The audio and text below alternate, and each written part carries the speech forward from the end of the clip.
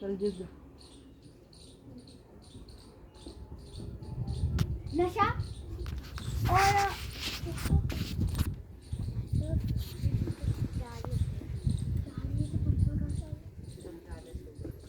लालच। तो उसके बाद वो जाते हैं वहां पर, फिर परीक्षित जी वापस चले जाते हैं अपने मुकुट पर। उनको मुकुट बहुत अच्छे लगते थे, इसलिए वो राजाओं से मुकुट मांगकर या फिर उसे थोड़ी देर के लिए लेकर अपने पास रख लेते थे। तो उसके बाद जैसे ही उन्होंने मुकुट डाला, वैसे ही वो अपने वश में नहीं रहे, फिर वो कहीं अपने वश में नहीं रहे, वो कलयुग के वश में आ गए। फिर वो आगे चले गए, फिर उनको एक मुनि का घर दिखा और सामने नदी थी। उनको प्यास लगने लगी, वो नदी से भी पानी पी उस वक्त तो कलयुग उनके सर पर था, इसलिए उन्होंने घमंड दिखाया और उस मुनि के पास गए और उनको कहा कि मुझे पानी दो, तुम्हारा महाराजा आया है, इसको पानी दो। वो चिल्लाते रहे, लेकिन वो अपनी प्रार्थना में व्यस्त थे, इसलिए वो पानी नहीं दे पाए। उन्होंने गुस्से में एक मरा हुआ सांप उठाया और उनके गले पर डाल दिया और वहां से चल पड़े। फिर जब उन मुनि के बेटे आए तो उन्होंने कहा कि आपके गले पर क्या है? उन्होंने कहा ये मरा हुआ सांप है। तो उन्होंने कहा कि जिसने भी किया है उसकी 7 दिन में मृत्यु हो जाए, उन्होंने मेरे पापा का अपमान किया है।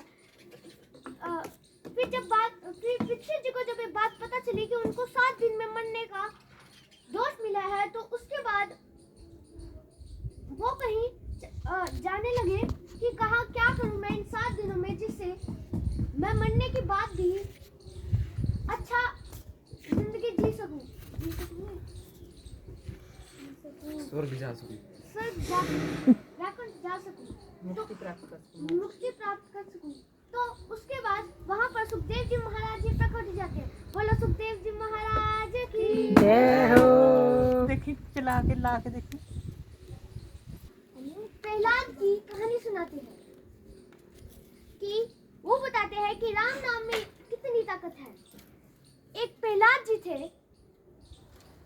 मतलब एक राक्षस थे, उनकी एक पत्नी थी, वो देवी थी, मतलब अच्छी थी, वो भागवत सुनती थी, कच्चा बाबू वो वीडियो पक्का था भगवान से ये खाया बस 5-4 चीड़ में सब कुछ वो करती थी।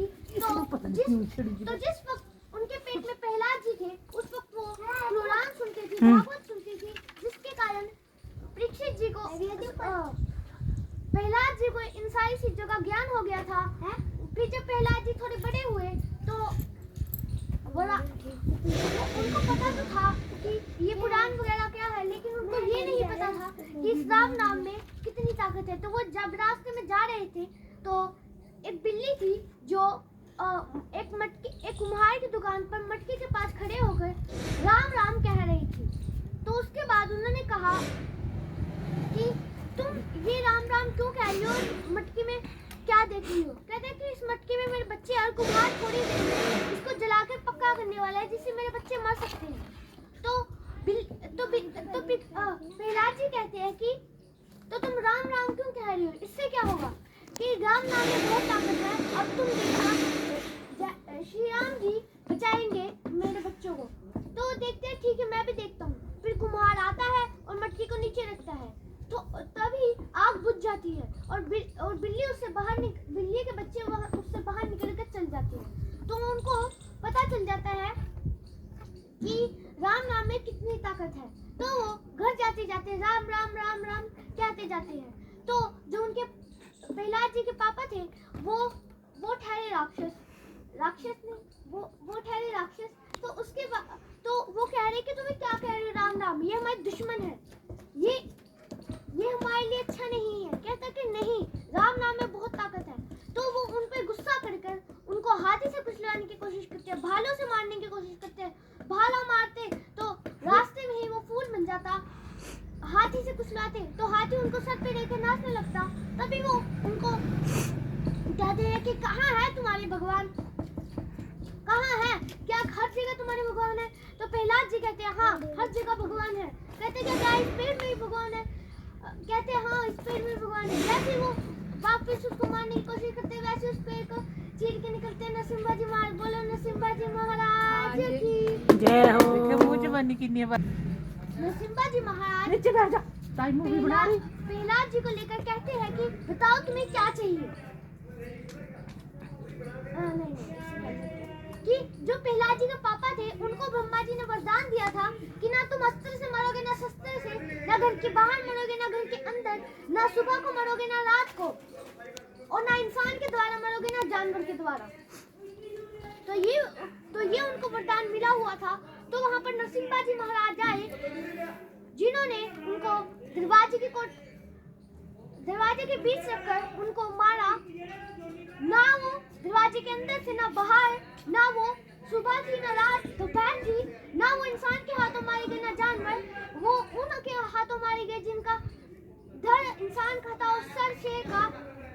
ना वो अस्त्र से मरे, ना वो शस्त्र से, वो शेर के पंजों से मरे। तो उसके बाद नरसिम्हा जी महाराज प्रहलाद जी को कहते हैं कि बताओ तुम्हें क्या चाहिए। कहते हैं वैसे तो मुझे कुछ नहीं चाहिए, लेकिन मुझे बस इतना चाहिए कि मेरे पापा हैं, मैं इनको ऐसी सजा नहीं दे सकता, तो कृपा करके इनको नर्क में नहीं भेजना। कहते हैं कि सिर्फ इनको नहीं, तुम्हारी पिछली 100 पुश्तें और अगली 100 पुश्तें में कोई नर्क नहीं जाएगा। वैसे तो सभी वैकुंठ जाएंगे, लेकिन जिसने कुछ भी थोड़े पाप किए हो वो स्वर्ग जाएगा, नर्क कोई नहीं जाएगा। तो गिर जाएगा।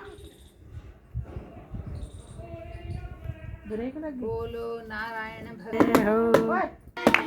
तेरी आरती सारा संसार करेगा हाथ जोड़ के।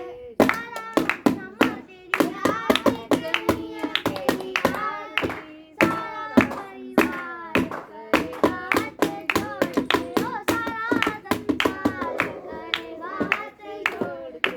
साड़ी देख ले दादी।